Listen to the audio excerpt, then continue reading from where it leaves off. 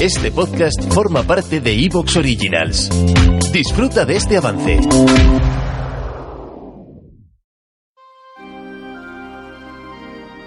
Tras casi 3 años de podcast, hemos llegado por fin al momento en el que Roma y Cartago se van a enfrentar por primera vez. En juego está el control del Mediterráneo.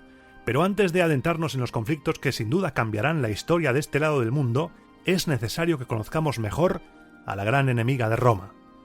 Hoy, en Roma Eterna, descubrirás la historia de Cartago, desde su origen en Tiro, en Fenicia, a las diferentes versiones de la fundación de la ciudad y pasando por su evolución hasta convertirse en una talasocracia. Aquí empieza la saga cartaginesa.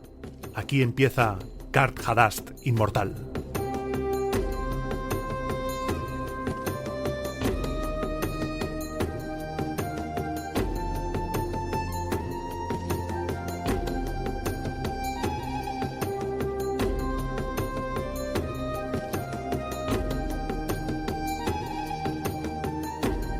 Programa 86 de Roma Eterna, y como te decía en la introducción, el relato de la trama se quedó justo al inicio de la Primera Guerra Púnica, justo cuando Roma decide ayudar a los mamertinos contra los siracusanos, una decisión que, supuestamente, según las fuentes, costó tomar porque los mamertinos eran unos criminales que se habían hecho con Messina a sangre y fuego.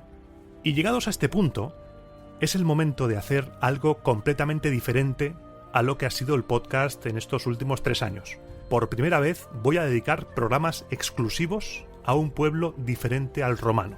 Roma Eterna hoy va a ser Cart-Hadast inmortal, porque el choque entre Roma y Cartago es tan decisivo, tan potente, que necesito contarte más cosas sobre estas gentes que pusieron al límite a la República. Se vienen historias terribles, se vienen pollos que no quieren comer, se viene el definitivo desequilibrio de fuerzas en el Mediterráneo, y para ello es necesario conocer la historia del otro actor invitado. Es necesario que, en señal de respeto, en señal de admiración, porque si algo estoy descubriendo a medida que aprendo más cosas sobre Cartago es una profunda admiración por una cultura que quizá no debió haber sido borrada. Y ya que menciono lo de borrada, con Cartago tenemos un problemón.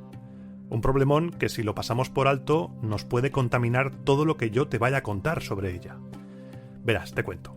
Cuando yo te narro la historia de Roma, cuando te cuento las batallitas romanas, salvando las flipadas y los invents de las fuentes, te estoy contando cosas que escribieron los romanos sobre ellos mismos. Independientemente de que no fueran contemporáneos, los romanos que escriben a los hechos que nos cuentan, eran autores romanos.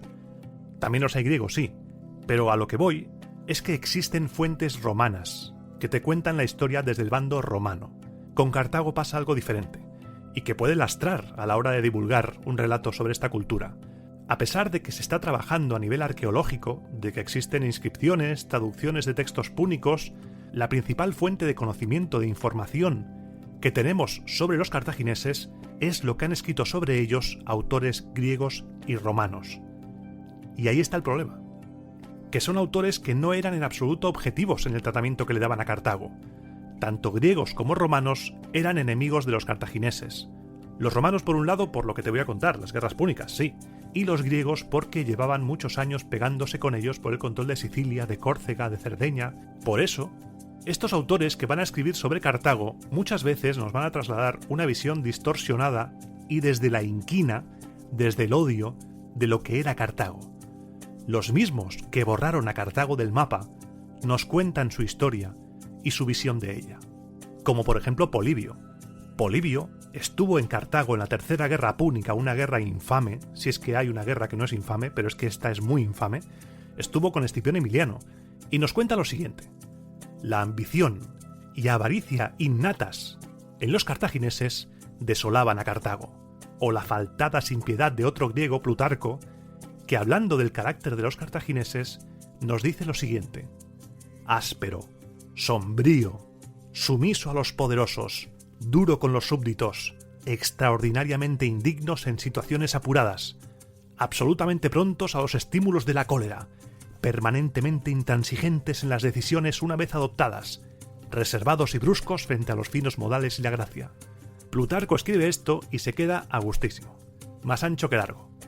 Y durante años muchos autores han repetido lo que dicen las fuentes una y otra vez sin hacer ningún tipo de ejercicio crítico. Hablar de Cartago es también hablar del tipo de divulgación que queremos dar.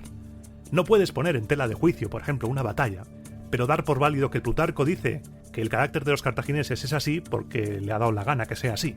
Es necesario hacer borrón y cuenta nueva.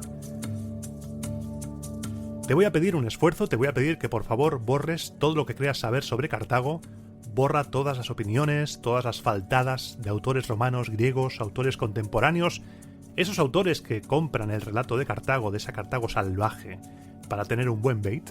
Hoy te voy a contar su origen, vamos a intentar ser lo más críticos con las fuentes posibles, te voy a dar diferentes versiones de los hechos, y para empezar a descubrir su origen, vamos a hablar primero de este precioso caracolillo que tengo aquí, que me acompaña desde el principio, y del cual no te habías dado cuenta porque es muy silencioso, va ahí a su bola, y te preguntarás, ¿qué tiene que ver este caracol con Cartago, Iván? Ya está, has perdido la cabeza, has perdido la chaveta, definitivamente. No, ahora lo sabrás. Este caracolillo tan bonito, que ha regresado de la extinción, solo para estar contigo y conmigo en este programa, es una cañailla, como se le suele llamar, un Murex brandaris o Bolinus brandaris. Aunque se le ha dado muchos nombres, parece que el que es más común es el de Murex. Este bichillo fue uno de los pilares comerciales de uno de los pueblos más famosos de la antigüedad, los fenicios. Y ya que estamos deconstruyendo la historia de Cartago y redefiniéndola más allá del simple papel de ser enemiga de Roma, hay que empezar por el principio. Y el principio es decir que los fenicios no se llamaban a sí mismos fenicios. Ese nombre se lo pusieron los griegos y se remonta a la época de Homero y Hesíodo. En griego, la palabra con la que definieron a esta gente es phoenix, que de ahí evolucionó a phoíniques, y los griegos llamaron al territorio en el que vivían esos phoíniques Phoínike.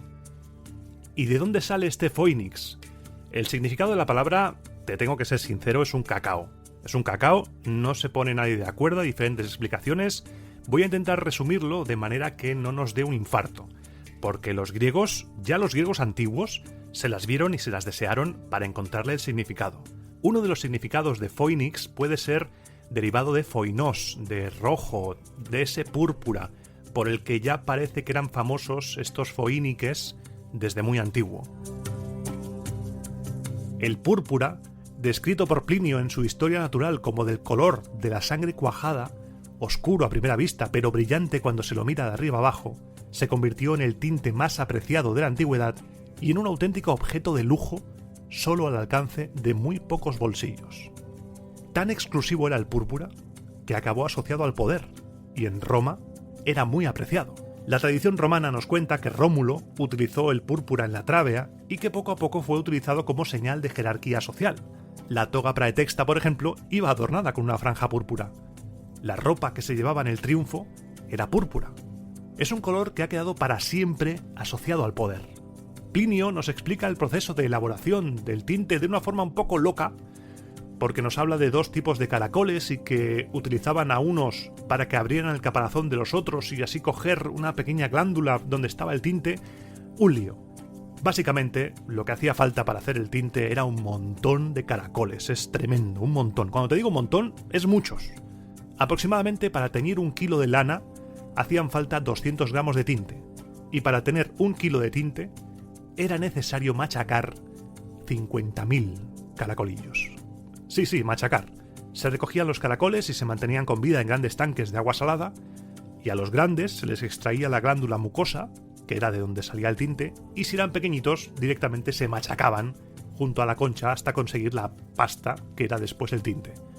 A continuación, se introducían las glándulas en una cuba de agua salada y se dejaba cocer durante varios días. He leído que durante 10 días. Durante ese proceso, apestoso, seguramente tóxico, la mezcla se convertía en un pigmento púrpura que llegó a ser más caro que el oro. Según esta versión, los griegos empezaron a llamar púrpuras a estas gentes que vivían en el país de los púrpuras, Fenicia. Pero aquí la duda es, ¿realmente fue el púrpura, el color, quien dio nombre a los fenicios?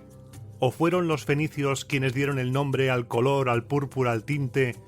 ¿O realmente fue otra cosa? ¿Fue un personaje quien dio el nombre al púrpura? Porque esto es un cacao, te lo he dicho antes.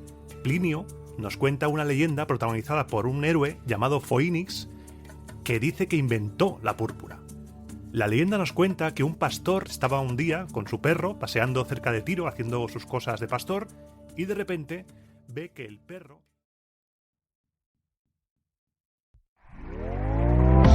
¿Te está gustando lo que escuchas? Este podcast forma parte de Evox Originals y puedes escucharlo completo y gratis desde la aplicación de Evox. Instálala desde tu store y suscríbete a él para no perderte ningún episodio.